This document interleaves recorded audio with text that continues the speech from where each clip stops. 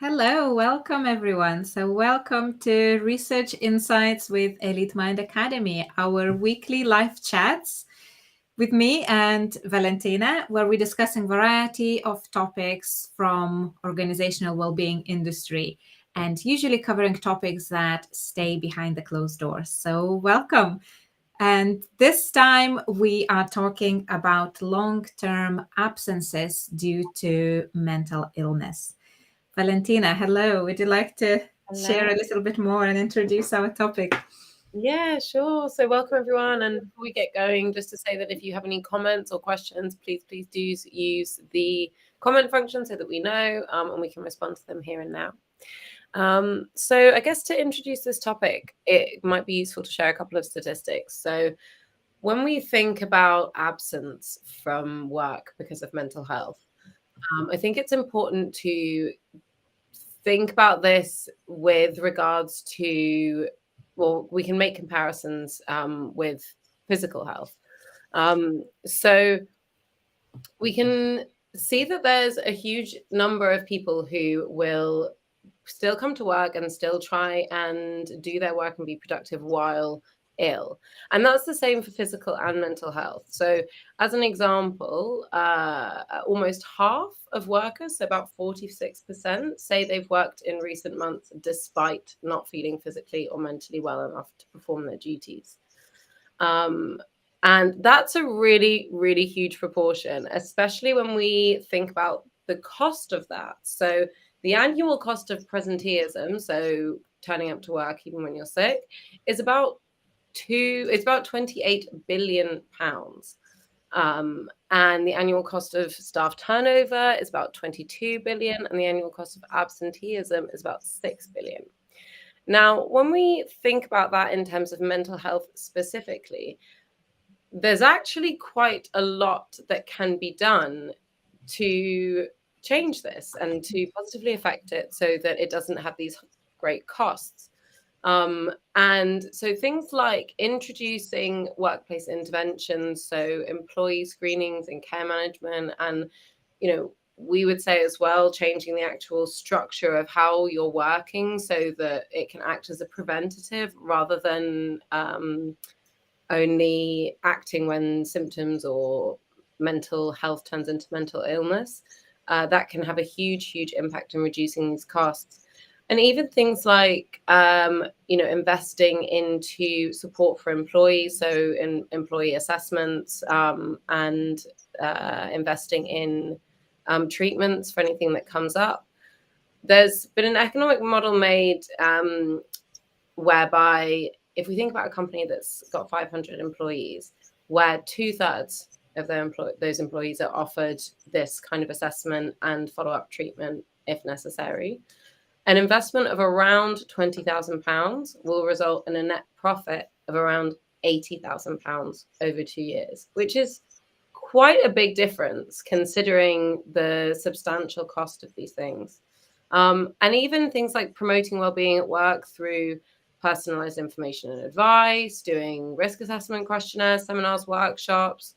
And again, we would say that building well-being into your practices in terms of working hours, flexibility, meeting structures, supervision, support structures, that can have those kinds of things don't necessarily cost that much, but it's estimated that maybe an initial investment of around 40,000 in terms of those lighter touch interventions can have a net return of around £350,000 in savings, mainly due to reduced presenteeism and absenteeism. Yeah. So I just wanted to kind of highlight some of those financial figures straight off the bat, because I think we can often think about absence due to mental health as maybe a smaller problem and maybe something that is too complex or too difficult to try and attend to.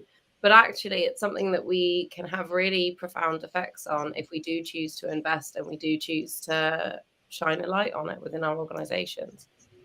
Yes, absolutely. So those are such huge and important numbers when we're putting that illness in the context of kind of economic perspective, right, and what it does to our work productivity and business performance. But I think what most people are struggling from, HR and kind of well-being leads point of view is how we can really support employees better. And there's a lot of talk now, of course, everyone talking about mental health and well-being and wellness and all of those initiatives. And, of course, we have those wonderful guidelines that says, you need to support, you need to prevent, you need to promote all of the health and well-being. But what is it exactly that we are supporting? What is it we're preventing? What we are promoting? And how to do this in a right way so that it makes an impact, right? So I think what would be maybe good for us to do is to break it down into kind of nearly the process, right? It's like, what are certain things that we need to do to prevent mental illness from happening in the first place? Then what happens when somebody is struggling with their poor mental health? And what are different things that we can do to support them while they are working? And if it takes to that stage where now they have to be off sick, what happens next, right? So what happens during the time when they are off work, and what happens on the time when they return to work? So yeah, maybe let's look at those and see how we can look into more practical things, and also some kind of worst and best case scenarios, right? What is happening right now? What are some of the best practices? What are the worst case scenarios that we are aware of, so we can share? And we would love to hear from those of you who are listening. How are your practices look like in all of those stages? And if you were to look at those 4 stages, right? So kind of preventing, then supporting people with mental health, and then supporting them during absence and return to work. Where do you feel you would need most support in terms of being able to guide others with that from business perspective? What is it that your company does well, that you are proud of, and where your strengths are? So we would definitely love to hear, so then we know where we can add most value in our conversation in this. So yeah, prevention. Let's look at preventing mental illness and employers' role in it, right? Because I think there is a lot of responsibility that is being pushed onto employees to look after their own health, build their own resilience. But actually, from the statistics, when we look at the cause of poor mental health and the causes of illness, especially like stress, work-related stress, the work impact on that is huge. So what can we do to prevent this? Certainly. And I think that that's a really important thing to notice, because we often think of our, mental health strategy or wellbeing strategy, and these programs and initiatives, support initiatives, as running parallel to our existing work practices. And actually, that, when we really break that down, doesn't make a huge amount of sense. So if it's essentially, we are creating the causes at the same time as we're creating the treatment, and they end up being self-sustaining. And actually, if we won't need to kind of invest so much, or if we reallocate the investment from the kind of treating these causes into actually breaking down those barriers and creating a preventative model rather than one that does encourage things like burnout, then we can actually save a huge amount of money and a huge amount of time and faff. So things like building into our working cultures an understanding of mental health and also mental illness. So, for example, if somebody needs time off, I mean, there's no doubt, and I remember seeing a statistic about this, but I don't have it off the top of my head, but the number of people who report absence as physical illness when actually it's because they need time for their mental health is huge. And if we can cultivate an environment and an atmosphere in which people can openly talk about their mental health needs and say, I'm actually really struggling at the moment, I really need a day off for my mental health, And if that were to be more accepted, then we would be starting to create an environment in which people don't feel that they have to take these things on only as a personal responsibility, and actually being able to share them among the team or among HR or workforce can do a huge amount for helping to understand what that person's symptoms and triggers and causes are, so that you can intervene at a much, much earlier stage before we get to this point of long-term absence, which is then where it becomes much, much harder to come back from. Yeah, absolutely. And I think what you also touched on there, there's this kind of difference between mental health and mental illness, right? And I think very often we say, oh, here's mental health absence. No, you cannot have mental health absence. It's mental illness absence, right? So it's very important as well that we use correct language and we promote mental health, right? We promote mental health. And if usually when I say, what comes to your mind when I say mental health? People say, oh yeah, depression, anxiety, stress, all of those things I'm saying, but I didn't say mental illness. I said mental health, right? And that just illustrates how little we actually know about what mental health is and how to build that preventatively, proactively, in a way that maintains good health and well-being, right? We are so focused on this mental illness that we are creating this kind of self-sustaining systems that then maintain that illness, rather than really looking at what does it mean to be well and what does it mean to be healthy from that mental aspect point of view. And here as well, when we looking at the initiatives that we can do at work from preventative, proactive point of view, it's also very important to understand the difference between wellness and well-being, right? So there are differences between those two as well that can really highlight whether we are doing things right, and when we are actually supporting, when we are preventing certain aspects of it. So when we talk about well-being, this is something that should be embedded in your strategy, in your ways of working, in your daily operations, in the way you communicate, in the way you run your business, in the way you manage your employees every day. And when we think of the concept of well-being, that is very inclusive concept that looks not only at how I feel, but actually includes how I feel about myself, about my work, about my life, how happy I am, right? About all of these different aspects and what needs to change ecosystemically to maintain this. So it's really, really broad aspect that is looking at the environment and all of these factors, including, your finances, your relationships, your includes physical health and your working environment and your motivation and how happy and motivated you are at work. So all of those aspects contribute to well-being. But when we talk about wellness, now these are your aspects of self-care, right? So this is your gym membership, this is your yoga class, this is your meditation, this is your good sleep routine. So these are really kind of self-care practices that are really up to individual to maintain, but then it's up to employer to decide how much of those benefits and access to these lifestyle benefits we can provide to encourage employees to really look after their own health and well-being. So it's very important that when we're talking about mental illness, that's where we need support. We need external support most of the time, and we are referring people to specialists for that. And we really need to understand the input, let's say, even from occupational therapists, to understand how we can best support that individual. Now, when we're looking at the business strategy, now this is all well-being level initiative.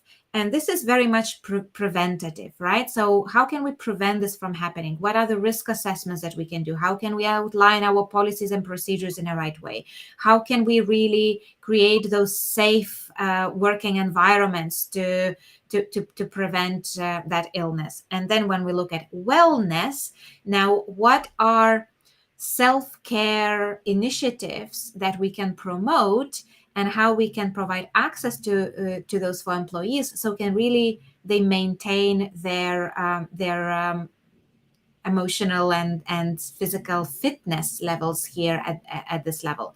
So I think it's very important to kind of understand this kind of, in a way, hierarchy of supports, and what are certain things that when we need to refer to others, what needs to be done within business, and what are some of these external benefits really that we can provide access to really prevent this from happening. Certainly. And I think it's also important to recognize, responsibility here. So when we talk about an ecosystemic approach to well-being, that needs to hold an acknowledgement that then there's a responsibility on the employer's part, not only to provide access to wellness practices, so things like gym membership, meditation apps, all of these things. It's about creating an environment in which which is conducive to somebody actually using these. So if you're providing a gym membership, but people end up having 8, 10, maybe 12-hour working days, is it reasonable to put that responsibility on them to then go to the gym and access those things outside of their work time, if there is really not much time outside of their work time? And having things built into the working day, so having flexibility. So say if somebody wants to take time over lunch to go and do one of these things or access some of these services, then that should be made possible, and that should be made available to them. We often see things like subscriptions to meditation apps and things like that given as though they are a panacea for all of the ills that are then, and all of the stresses that are created in the working environment. Like, oh, you shouldn't have burnout, and you should be able to deal with high levels of stress if you engage with this meditation app. But actually, there are things that we can do to mean that somebody is more able to engage with that. If you're at an extremely high point of stress where you're on the brink of or beginning to burn out, a meditation app, engaging with a meditation app, is not going to solve the problem. As much as we might like to believe that it will. And so there's an equal responsibility there from employers to actually provide a conducive environment for accessing these kinds of wellness practices, so that people can create an actual state of well-being. And when we look deeper into that, I think what we see often happening is, let's say, okay, you do the survey and employees say, oh, we are stressed, right? We are stressed at work. So employers then, here is your, mindfulness app, here is your meditation, here's your stress resilience course, right? But what they are doing, they're not taking ownership and responsibility to say, what are some of those causes of stress at work that can be eliminated? What are some of those risks that we can prevent, right? Rather than putting all of the blame back onto the individual and say, work is what it is. We're going to continue piling onto you as much as we can. And you just need to build your resilience and cope with more and more every day, right? Where is that boundary where we say, how much is enough? When this becomes too far, and when we really need to look from the risk assessment point of view, again, assessing psychological risks at work is a legal requirement. However, it's not enforced in any way. And there are still most organizations who don't do anything about this, right? In terms of really, really assessing some of those areas.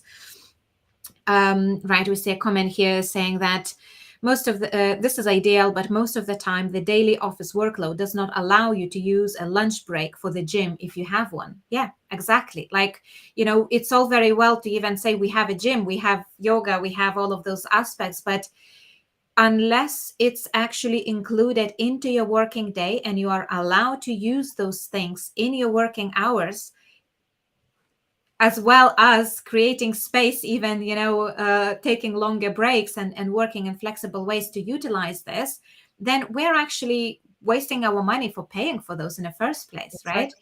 Absolutely. Exactly. And I think it's also kind of beneficial here to highlight, because we often think that these things are unchangeable. Oh, that is just the state of working today. That is just what the industry or the market is like today. And actually, I think that bounds us into a way of thinking that is too restrictive, and it's not creative and it's not innovative.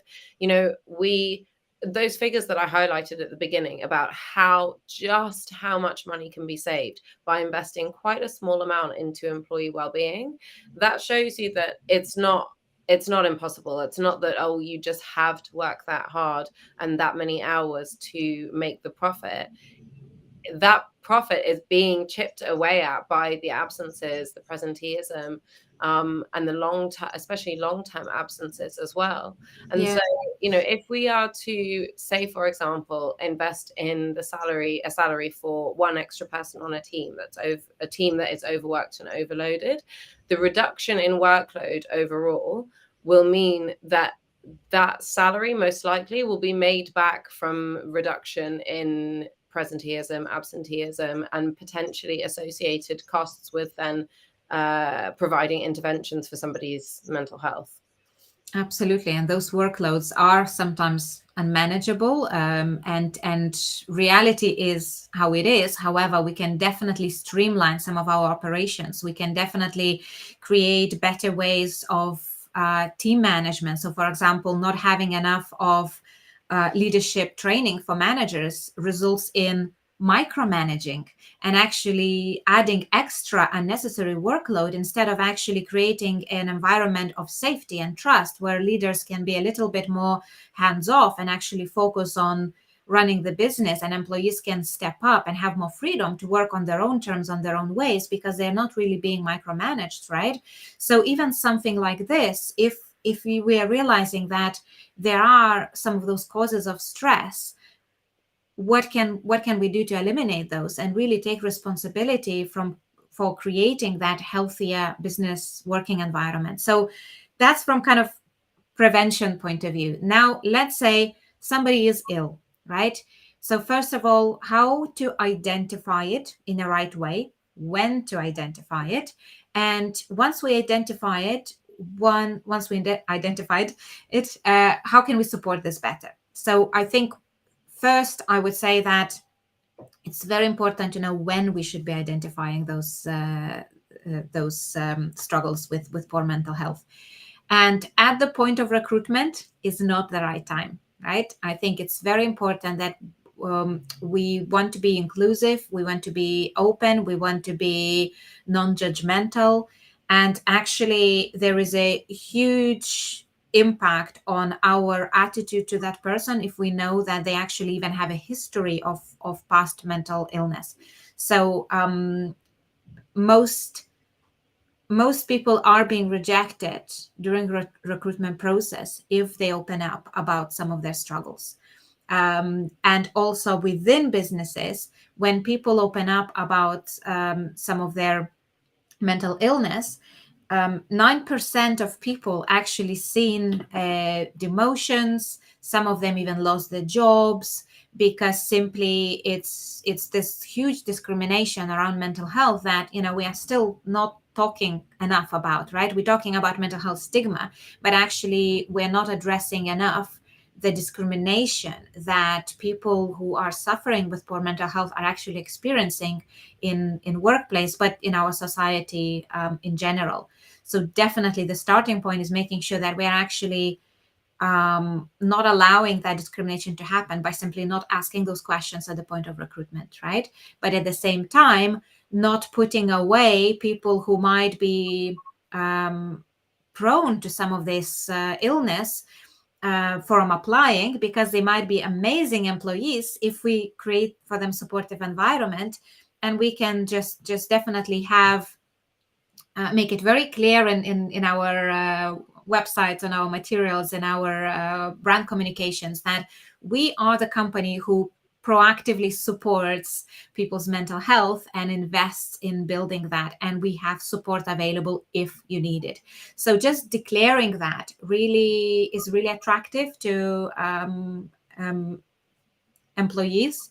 And in fact, when we look at the expectations from what is it exactly, what benefits employees are expecting right now from their companies, number one is mental health support, because we know NHS is overwhelmed, public healthcare is way out of resources that are needed to support them in the right way. So of course we are turning up to our employers and saying, we expect you to provide that help and support. So number one is mental health support, but the second thing is health insurance, and only third is actually access to fitness, so things like gym and yoga classes and meditations and so on. So bear that in mind, that your gym membership is a nice to have, but unless you have all of these other support ecosystems in place, we are potentially compromising it. So yeah. Absolutely. And I think it's also, so when we think about this tendency for employers to discriminate against people with mental health problems, or who are experiencing mental illness, it's not even a very effective strategy, because so if we think about the fact that 1 in 6 people at any one time will be experiencing symptoms of mental illness, that's okay. So that's a sixth of your potential recruitment pool taken out. And then of those people that you then deem to be mentally healthy and you deem to be low risk in your working environment, they can then develop those same symptoms. And like I said, it's 1 in 6 people at any one time. So it's not that 1 in 6 people might develop these symptoms. It's that 1 in 6 people at any one time will be experiencing a symptom associated with mental ill health. Yeah. So it's just a bad strategy in terms of logic and efficacy. And it makes a lot more sense to actually address, as you say, Evelina, these principles that can actually really support employee mental health and well-being at work by providing that kind of care. And when you are noticing, so this is another thing, it's about not necessarily asking employees to declare their mental health struggles or their mental illness, because that will be, a lot of people will be fearful of doing that because of this level of discrimination. And actually here, if I can just jump in, actually there's a very interesting stat here that actually 40% of people are hiding some sort of health condition from their employer, right?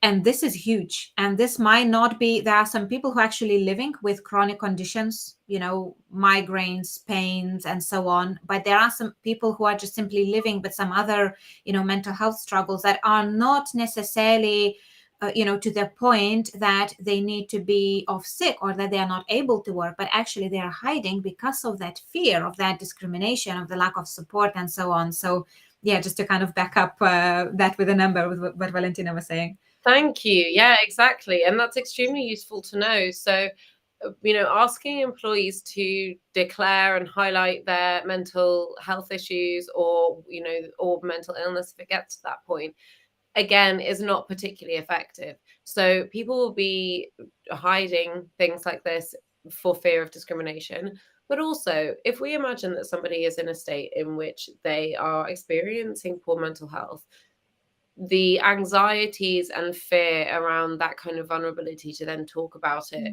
let alone with an employer, it's not just a friend or family member, with your employer, that's quite a big jump to make for somebody who is struggling perhaps just with day-to-day tasks and getting out of bed in the morning. And so really, I think we need to shift the focus in terms of noticing signs and symptoms. So we as employers need to be educated. What is this person's normal character and what is out of character for them? And if we notice behaviors and things that are out of character, that can then be our job to step in and say, is everything okay? Is there something going on maybe outside of work in your personal life that you need support with, or other stresses that are happening in work that you also need support with and that we can address?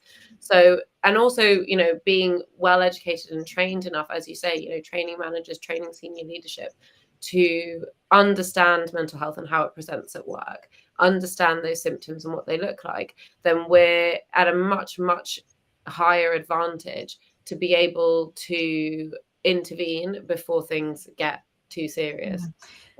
Absolutely. Yeah. So I think definitely training and upskilling all of your workforce to kind of notice signs in your colleagues and your employees, but especially for line managers, right?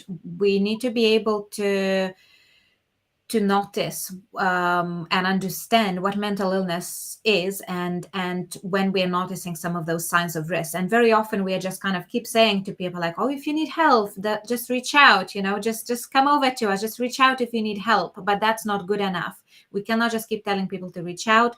We actually need to be reaching in, and we really need to be aware of looking out for those symptoms, looking out for potential changes in persons' ways of working, in persons' even behavior, like Valentina said, like, what is out of character for them. So we see that sometimes, when people are experiencing some mental illness, they actually go to extremes. So they either tend to withdraw, and, some people who are maybe, quite sociable, they become quite withdrawn, and they will not be participating in specific activities or meetings and so on. But it could be other way around, that someone is really trying to escape themselves, and therefore they start, going out and drinking and engaging in some other kind of unhelpful coping behaviors, right? There might be a shift in their ways of working and their working patterns, in their productivity level. So definitely we are looking for those changes and shifts, but also we're looking for inconsistencies, right? If we see that one day the person is on top of the world and they're flying, and then the next day they are completely shattered and not okay, we really need to be noticing those signs. This is also a sign of potential mental illness and burnout. And we have, in line with that, there's a question here, some as professional experts, what do you think would be a first step to having a healthy way of working as an employee? So from employees' point of view, the most important thing is boundaries, right? Boundaries. And this is boundaries between work and life, right? So understanding where you give and where you need to really kind of rest and rejuvenate. But also there are a lot of boundaries at work, right? What is your responsibilities and what is not? What are the boundaries of how much you need to give and contribute to specific meetings, and where you are simply not needed, and therefore your attendance is just draining your energy, right? Knowing boundaries between your responsibilities of different colleagues and who you need to reach out to, ability to say no to things that will allow you to be more productive and focus your energy on what is expected of you. So I think definitely boundaries and balance is those key areas. And if there is one thing, I would say just start drawing those very clear boundaries from that point of view. And those boundaries also actually mean physical boundaries. So when we look at physical ways of working, and if you're working from your living room and from the space where you're supposed to be resting and eating, and from your dining table, you have no boundaries in that way. And drawing some of these physical boundaries can also be very, very useful to say, this is my working space, this is my rest space, this is my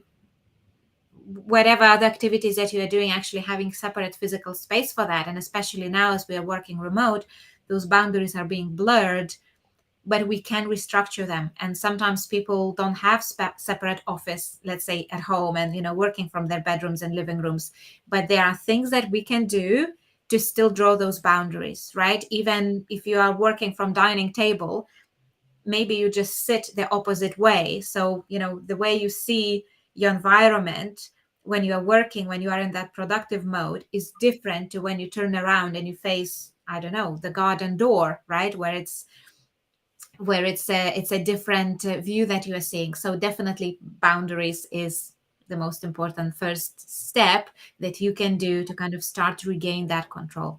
Certainly. So completely, boundaries as your first step is a really important way to start protecting your mental health and well-being as a priority.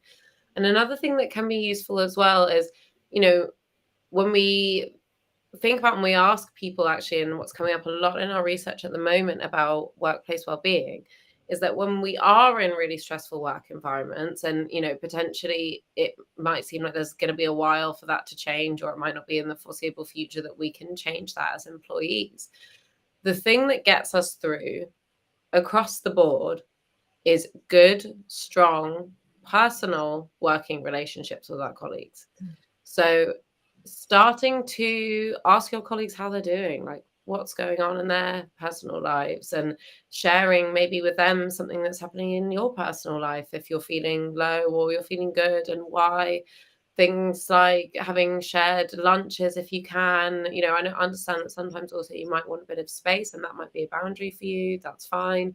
But finding ways to build those kinds of relationships with your colleagues whereby you can be a bit more vulnerable and you can express a bit more of yourself at work enables you to then receive that support. And even just things like so simply as laughter, when we have stronger relationships with people and we connect on a better level and a deeper level, we're much more likely to feel able to let out a kind of more childish, silly part of ourselves.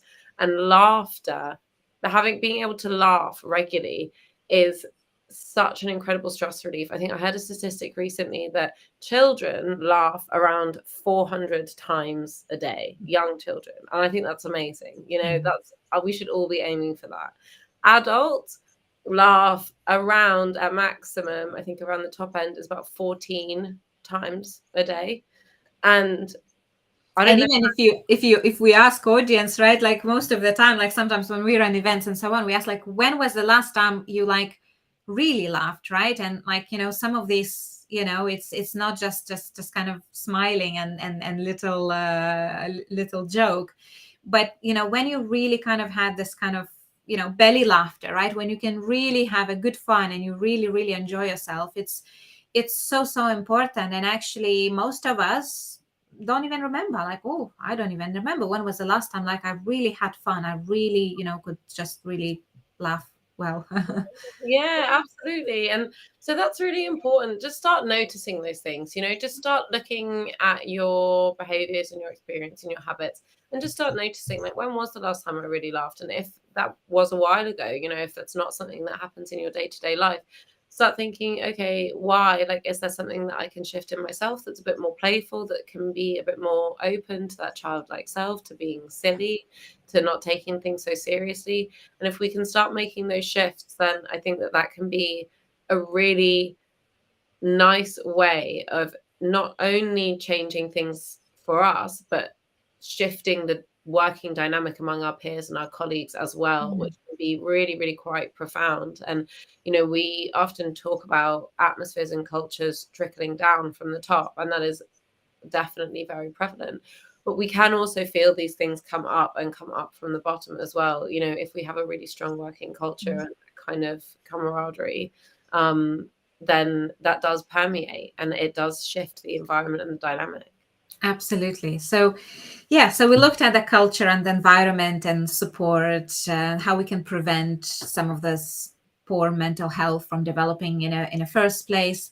And now we're looking at, okay, the importance of identifying when somebody is struggling and upskilling your workforce, and especially all the line managers to be able to watch out for signs. Now we say we have noticed that someone is not okay, or maybe somebody declared that they are not well. What happens next? So here, I think it's very, very important to understand again the boundaries between now how much of that is responsibility of the employer and how much we can really do internally in the organization, and when people need to have that support and have the external expertise to reach out to external experts. And I think it's very important that we create those both supports for them, right? So we have, maybe internally there may be some support groups, maybe you have your mental health ambassadors or first aiders who can just facilitate those conversations at work. Maybe there is just a kind of safe culture and environment when people can do things together more often. And as you spend more time, having fun together, you will by nature will notice if somebody is not okay. And also that allows you to have those conversations to just check in. How are you today before you, let's say, you engage in that activity?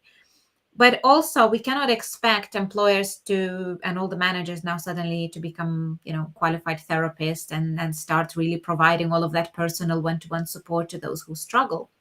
So it's very important we refer to the right support, but that support has to be something that is arranged, and we know what is happening to that person and where exactly they are going, instead of here's your Samaritan's number, here is your helpline, oh, why don't you go and speak to your GP?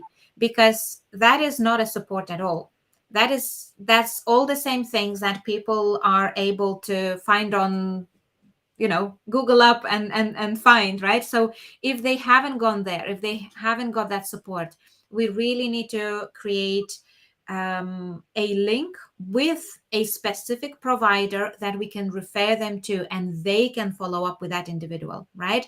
So whether that's your occupational health service, whether that's access to different therapies, whether that's access to mental health coaches, but we need to have that established relationship with external provider that we can refer them to it, and then they could also provide feedback back to the business to say, how can we best support this individual, right? Because most of the time the person will not know themselves. It's important to ask. Sometimes they will know, what can we do, how can we help you, what would support you in the best way, and really go out of our way to provide that. Because if we can create that support, they can actually recover while working, right? They can recover while maybe working reduced hours. Maybe they just need different responsibilities.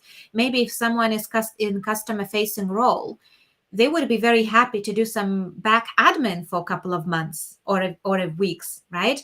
And these are crucial adjustments that can be made to prevent them from going on these long-term illnesses. And most of the time, people ask for support. They ask for adjustments in their hours. They ask for reduced hours. They ask for changes in their duties. And if those are not provided, then of course you have no choice but to be off sick, right? Absolutely. And I think that's a really important thing to pay attention to, and for employers to really think about actually how far they can go with flexibility here, because I think we often get tied into our habits and into our ways of working in our structures, and we think that they're more inflexible than actually they are. And if we were to say to someone, to give the example that you've just given about, if someone is in a customer facing role and actually they're struggling with their mental health to the point where they would really benefit from having some space to still work and still have that routine and that structure and that social connection in their life, but they just want to work, say, in back office or doing admin for a while. No doubt that could also offer an opportunity to somebody else who's working in admin, who's really keen to have a bit of a break and to do something customer facing. So I think we need to look at this rather than looking at it in a way that, it's these laborsome or tiresome flexibility, offers of flexibility that we need to make for one individual. This kind of flexibility will benefit the whole team, and it's about being attentive to everybody's needs, and where everybody can shift their habits or be a bit more flexible in terms of their workload or their working practices, their duties and responsibilities, because most of the time people do appreciate a bit of variety and variability in their day-to-day working life. A lot of people, and a lot of the reasons why people leave jobs is because they feel bored, because they feel they're not progressing, they're in the humdrum of their job, and they're bored, they're not changing, they're not developing their skills. Or And the opposite, or then the other actually, people who feeling they have too much pressure, too much exactly. stress, right? So how can we actually facilitate that and use that as an opportunity to kind of cross refer and allow people to really explore different areas? And sometimes, like when we put job post for new role, it's most likely we actually have that skill set within our team, but we are looking at it too narrowly in terms of, like, is there anything else that could be done to flex it up and to create that option? And this other thing I think very important to build on what Valentina said is looking at those policies and procedures, right? Because very often when somebody approaches you and says, I need some help, I would like to do something differently, I'm struggling, and we then go back and say, okay, let's review our policies and procedures to see what help we can provide and what are these kind of reasonable adjustments that could be made. And then we come back and say, oh, our policy says this and that, so you can't have it. Well, this is not good enough, right? The individual is more important than any policy and procedure that you have. And if your policies, your current mental health support well-being policies, do not support this individual, then use that as a point of learning to then go and change your policies, not other way around. We should never be fitting any individual into the policies and procedures, because those been written with a limited information, with, and it's really with the kind of the average number that we can serve, but that will never cater for individuals. So we really need to look at each person and look at what support they need. And then if our policies do not support that, this is a great opportunity to actually enhance them and to really check what we can add to create this better working environment for everyone. Because if one person is asking for this, most likely there are 10 other people who are keeping silent about this and actually have never spoken up. So by feeding it back to your policies, procedures, and ways of communicating, you can really change your working environment. So yeah, really, really important. I'm just cautious of time. So let's maybe look at Valentina now at this kind of like final bit. If people are on long-term sickness because of mental health, how can we actually as employers support them there? And how can we support them during that illness? How can we better support them on their return? Absolutely. So I think one of the main things with this is recognizing what is actually going to be beneficial to their mental health during their recovery. So if someone is off on long-term absence, you know, there can be this perception of what illness looks like, and it might be that they, you know, sometimes every now and then they might want to re-engage with work. They might want to just come in for a day just to see what's going on and feel connected, and that should be okay. Similarly, they should be able to go out, engage socially, maybe with their colleagues who are still working. They should be able to, you know, go to the gym and utilize gym memberships if that's something that the employer is providing, and access still these wellness initiatives that are available, and obviously as well the support and interventions that are provided.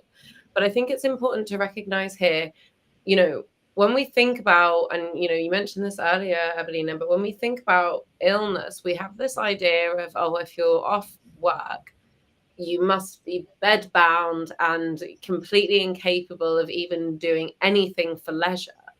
And that, I think, completely misses the point with mental health. You know, what makes us better, what improves our mental health, is engaging in all of these daily practices of socializing where we can, of getting outside, of exercising, of, you know, engaging in entertainment and other initiatives to kind of reflect and work on our well-being. And people shouldn't feel that they can't do that, because that can also exacerbate their conditions. You know, if they feel that, oh, I can't be seen to be well, or else someone will judge me for not being at work, then they essentially reinforce their own state of illness by performing illness to make sure that it's kind of that their absence is seen as legitimate and credible. Yeah. And that can be really harmful. Absolutely. And this is really the biggest concern with long-term mental health absence, is exactly that, you know, people do not engage in other activities that are crucial for their recovery because of that fear of, like, you know, I cannot see my colleagues working at the gym together. I cannot, you know, post on Facebook that, you know, I'm going out and checking in, you know, walking somewhere in nature and so on. And actually, it's those things that, you know, there are these perceptions of illness, like Valentina, you said, like you're expecting to be bedbound, and therefore individuals will exclude themselves from those opportunities unless you actively create that space for them to engage with it. So the best thing that you can do is actually to encourage all their employees to stay in touch and actually share some of the activities that they are doing to get them better, right? Mm-hmm. So what are you doing that helps you? Anything that we can do to do together, right? So encourage, I don't know, your employees to go visit them, go for a walk together, invite them to go to the gym. In really keeping these social networks and social connections will be really crucial, because as soon as we cut the ties, person is actually less likely to ever return to work because they don't feel like they've been supported. Nobody cared when I'm sick, right? And this is not just about sending a bunch of flowers and a card, right? This is actually like really showing that I care and I can come and sit by your bedside and chat. I can come here and just sit in silence and watch movie together. I can invite you to go for a walk. I can check in and say, hey, if we have our, let's say, internal communication platforms, we want to see from you, right? We want to see, like, send us a snapshot what you are doing to get better, right? Are you going for walks? Are you exercising? Are you eating healthy? Are you whatever, taking some medicines? Share with us, right? We want to know how you're engaging in your healing process and what we can do to support that. And if we really encourage people to share, we can actually learn a lot about the recovery process that can actually we embed that into ways of working. An individual will be much more likely to come back to work earlier if they feel supported and kind of manage this kind of gradual return to work. Because if someone is staying off work for longer than 6 months, it's likely they will never return to work, and they become on kind of years long absences, and yeah, it's they lose their jobs eventually and so on. And this is such a huge loss and such a huge burden on both kind of individual not to have work when you are feeling like this, but also employers are often losing some of their best people because simply they couldn't provide that support for them when that individual needed them the most. Absolutely. And I think that's a really kind of poignant message to round off on, really. So thank you. Thank you, everyone, for your questions and your comments. We've covered quite a lot here, from understanding what mental health and mental illness is, to well-being and wellness, to how we can act as a preventative in the workplace, to then what to do when somebody is off with mental health absence or mental illness absence, and how to encourage them to come back to work. So yeah, thank you very much, and thank you, Evelina, for your insights. Thank you, everyone. And if anyone listening would like some extra help and support, if you would like any insights into what you can do better, and even assessments how well you're doing what you are doing, please reach out to us, because we are still have few places open for the research partnerships where you can take place in a pilot to co-design your well-being strategy together with us. So if you feel that would be helpful, please reach out to us and we can help and support that. So thank you very much. Thank you, everyone. Thank you, Valentina, and have a lovely day. Thanks very much. Bye.